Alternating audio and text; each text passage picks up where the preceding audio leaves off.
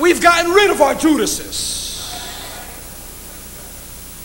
Now that is not the gospel according to Judas.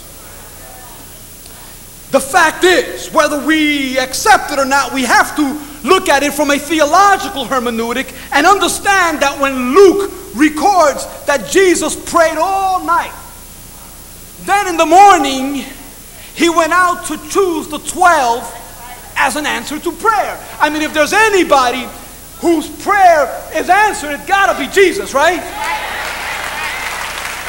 Right? And he went out to pray, and then he went out to choose 12, one of the chosen and the elect. Now, I understand there is a strange logic between election and failure. There is. We can feel chosen and elected for something, a position, and sometimes we blow it. There is also a strange logic between faith and doubt. And what I mean by that is that real doubt is only possible if you believe a lot.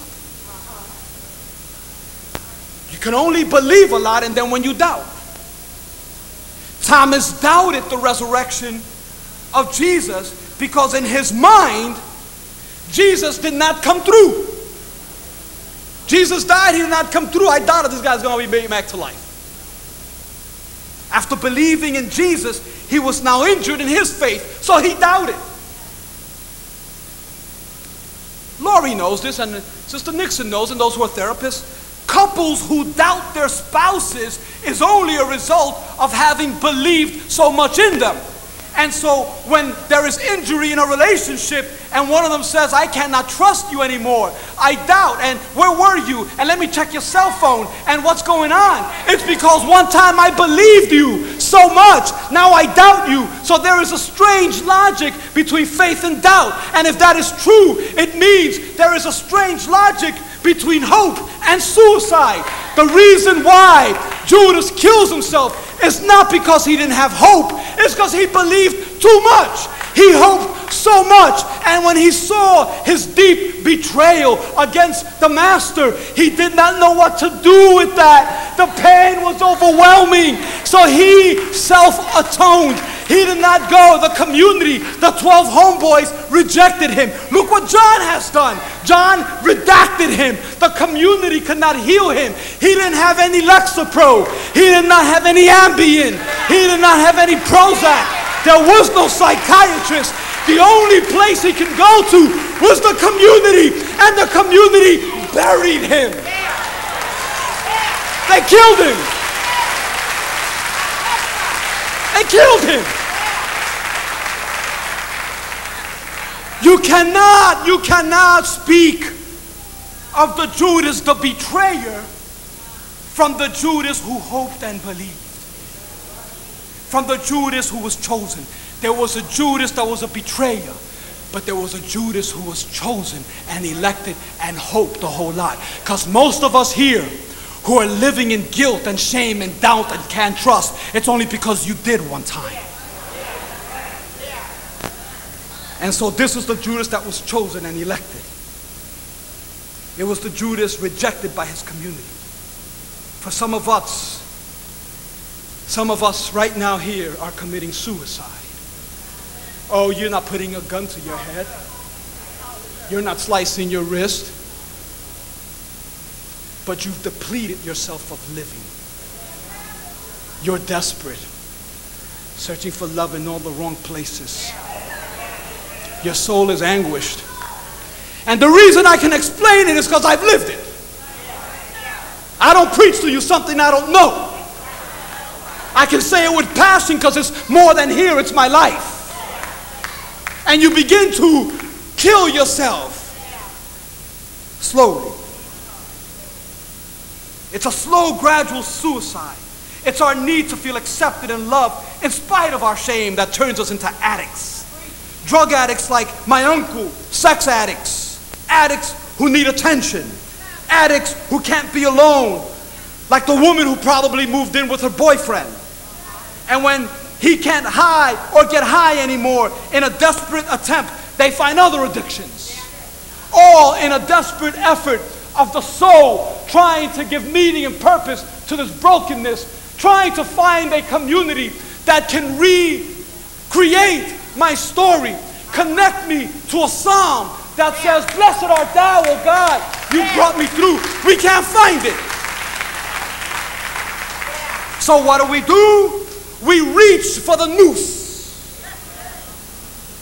For some of us right now, that I wonder what would have happened. And I'm bringing closure to this. If Jesus, being raised from the dead, had been able to appear to Judas, what would he have said? He would have said a few things. Number one, he would have said, Judas, come here. And Judas is there with the noose in his hand, ready to kill himself. My choosing of you counts more than your betrayal of me. First, my choosing of you is greater than your betrayal of me. Nothing shall pluck you out of my hand. Judas, I understand that you can wallow up in self-neurosis to the point where you can block out everything that's religious and theological. I understand that. You are wallowing in your pain. But Judas, come here, don't do that. Give me the noose.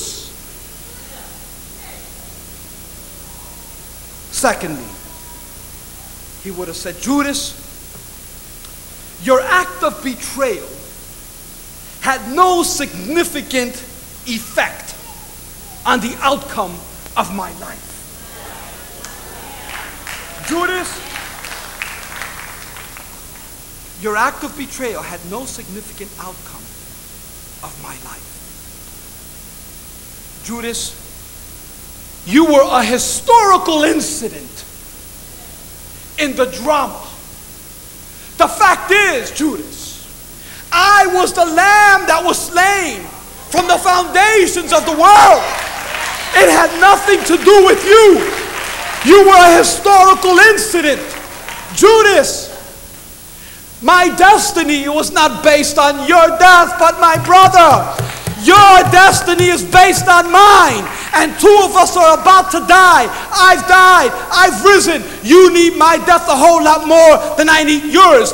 This was the way it was supposed to be. Give me back the noose, Judas.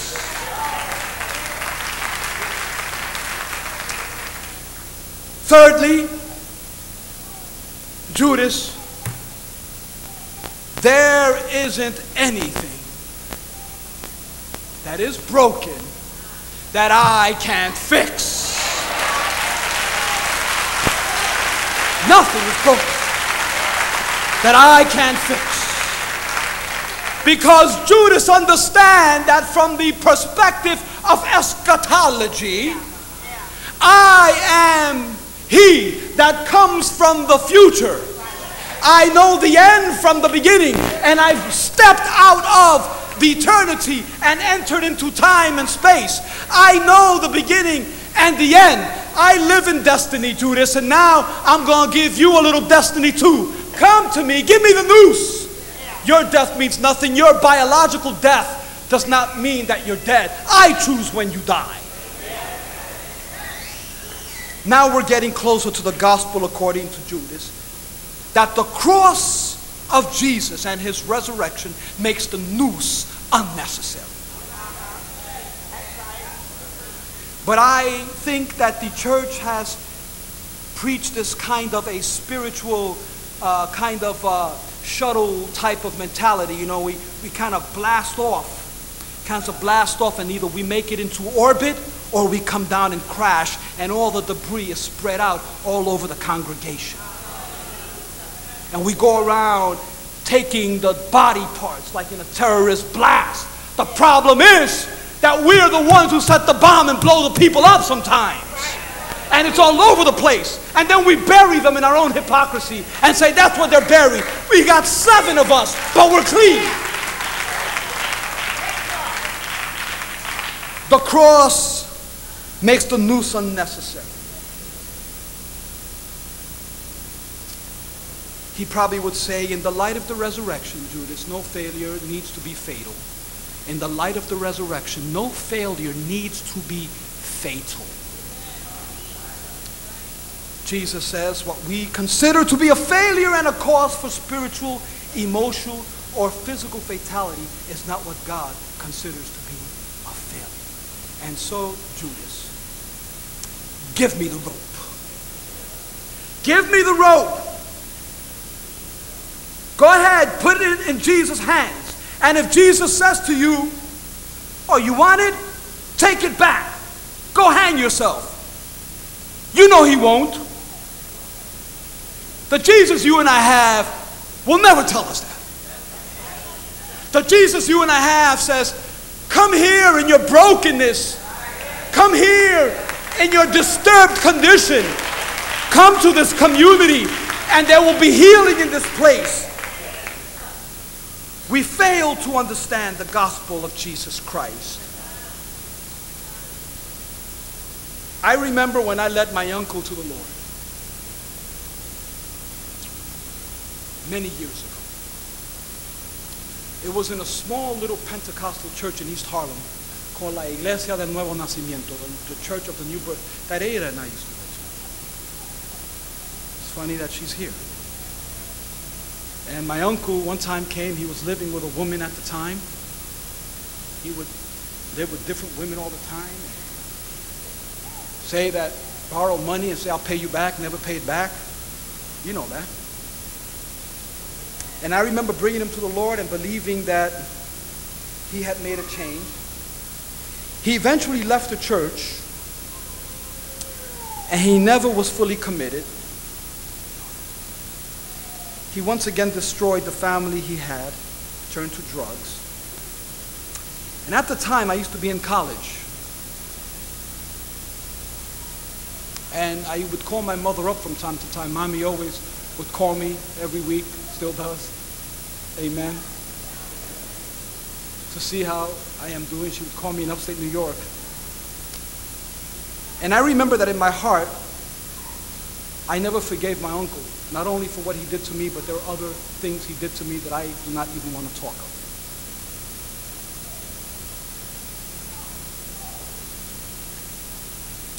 And I struggled as one who was a victim of his neurosis and his addiction. As one who loved and hated and not know how to talk as a child who was abused in that way. How do you talk about this at that time? But now I'm a Christian and I was in college. At the time, my mother didn't understand these things that I felt toward my uncle. And I remember asking about my uncle. And she would say, oh, he's fine, but he could sure use a call from you. And I go, no, I don't want to call him. And his life began to sink deeper and deeper into drugs and guilt. I still remember like it was yesterday. I had returned home and wanted to see him, and he was working at a laundromat.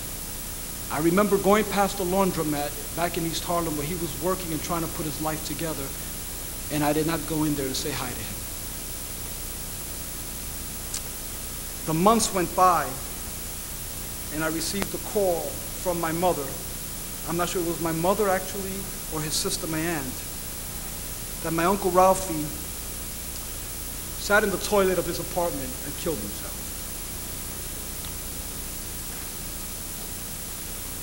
In speaking to my aunt, his sister, she told me that she remembered that he, about a week before, had drew a picture of a graveyard with a tomb. And on the tomb, he had a tomb of my grandmother, and next to my grandmother's tomb, he put his own. Our family, Judas, had died. But now I look back and realize that I contributed to his death. Because I was clean. We're 11 now, but we're clean in the family. We got rid of Judas. If only I had gone to that laundromat on the day that he was off, and with a spray paint can or a black felt marker had written on the wall, Ralphie, come home. All is forgiven.